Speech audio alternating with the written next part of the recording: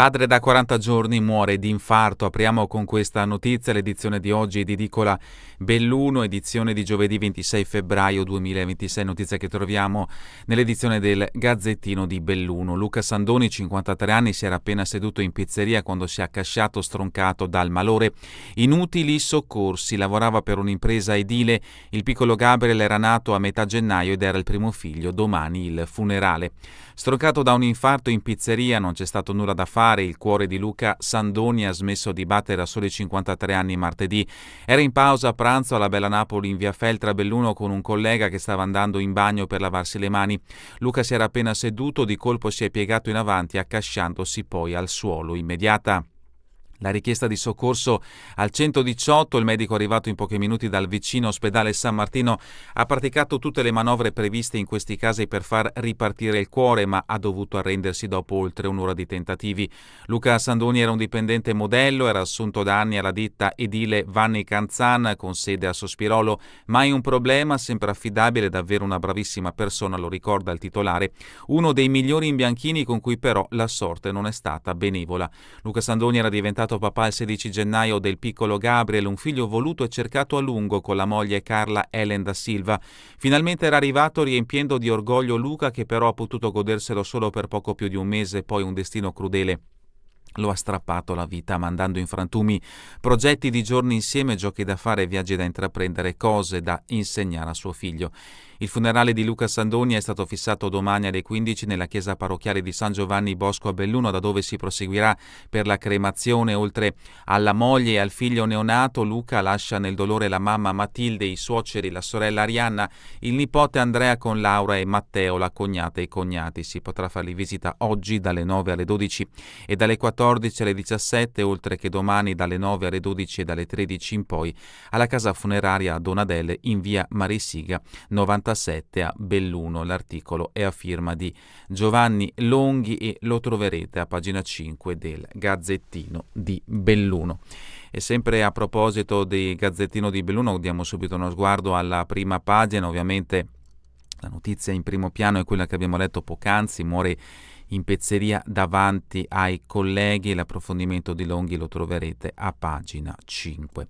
E sempre dalla prima pagina del Gazzettino di Belluno, un fatto di cronaca: fermato per droga in casa refurtiva per 20.000 euro, operazione dei carabinieri a Sette Ville, preso anche responsabile dei furti in auto. Doppia operazione dei carabinieri che hanno individuato i responsabili di furti nella zona di Sette Ville.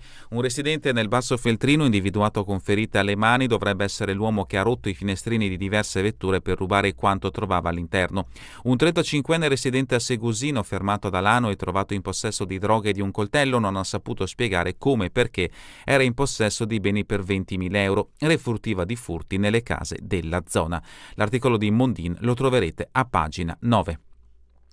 Politica, Totonomi a Palazzo Rosso, spuntano Bottaccin e Padrin. Con le mosse politiche delle prossime elezioni provinciali stanno prendendo forma anche i possibili scenari in vista delle elezioni comunali del prossimo anno, che interesseranno anche i comuni di Belluno e Feltre, attualmente governati da politici del centrodestra. Diversi nomi in campo, dall'ex assessore Livio Viel a Ilenia Bavasso, insieme per Belluno, che il PD vorrebbe lanciare a Palazzo Piloni quale unica consigliere in provincia. Spunta anche il nome del già assessore regionale Giampaolo Bottaccin. Con l'incognita di Fratelli d'Italia, Speranzon potrebbe mettere il veto per situazioni politiche riferite all'allora consigliere provinciale Raffaele Addamiano. L'approfondimento a pagina 6.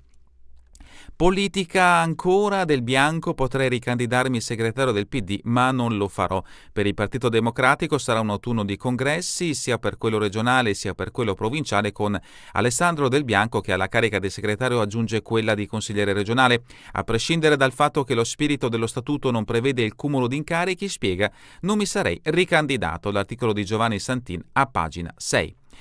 La foto di copertina ci porta su Rai 1, la protagonista Vitozzi, ospite della serata di ieri. Parliamo del Festival di Sanremo. Dalle Olimpiadi al Festival, Lisa, superstar a Sanremo. Ecco la Lisa Vitozzi sul palco del Festival di Sanremo, vicino a Carlo Conti, con lei Francesca Lollobrigida e Laura Pausini. Ho iniziato un po' per caso, ha detto la sappadina, adesso sono orgogliosa di aver portato il primo oro del biathlon in Italia.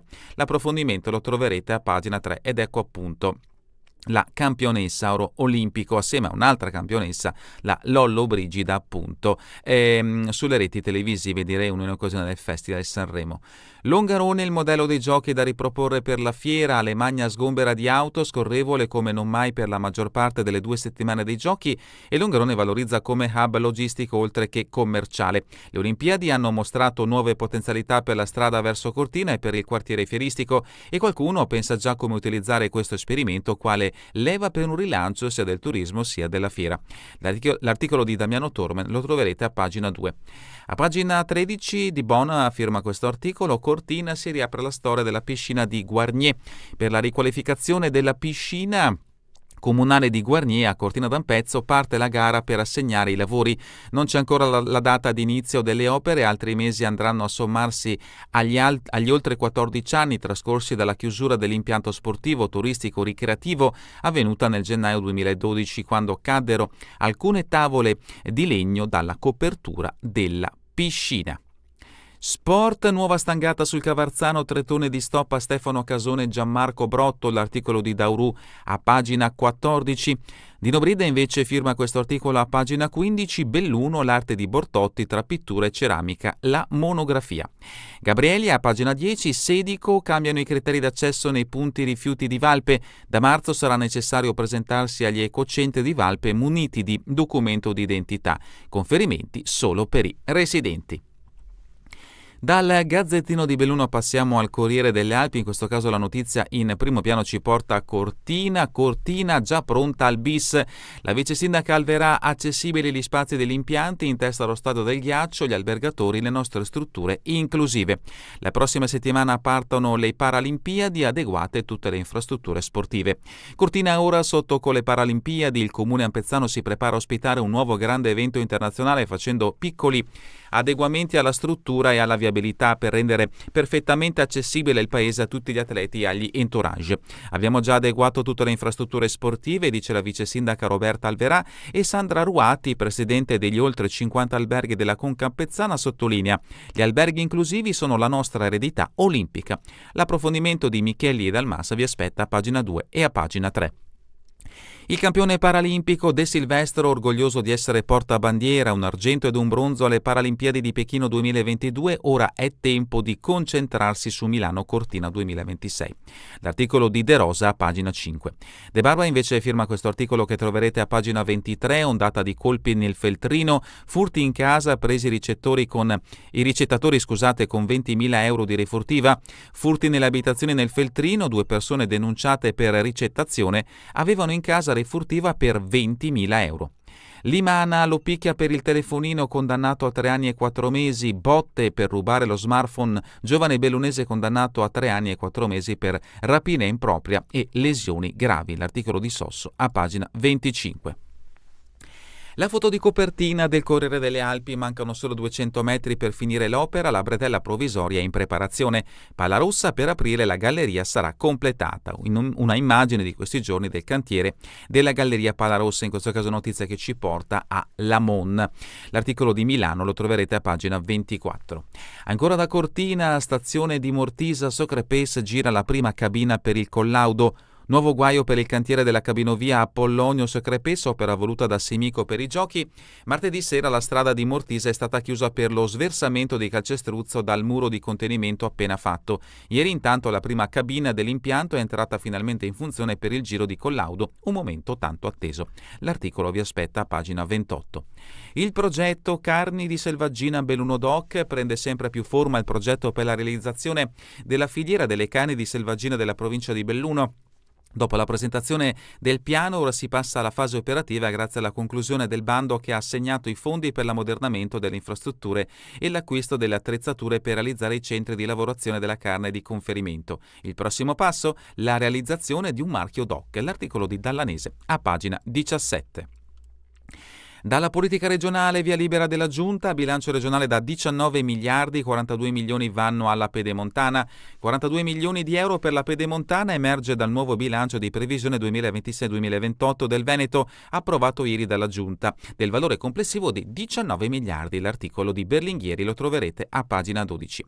Richiami di carattere internazionale, Trump contro Teheran in difesa dei dazi, comizio Fiume, l'Iran può colpire l'Europa con me una nuova età dell'oro. L'articolo di Ronza lo troverete da pagina 6 a pagina 7.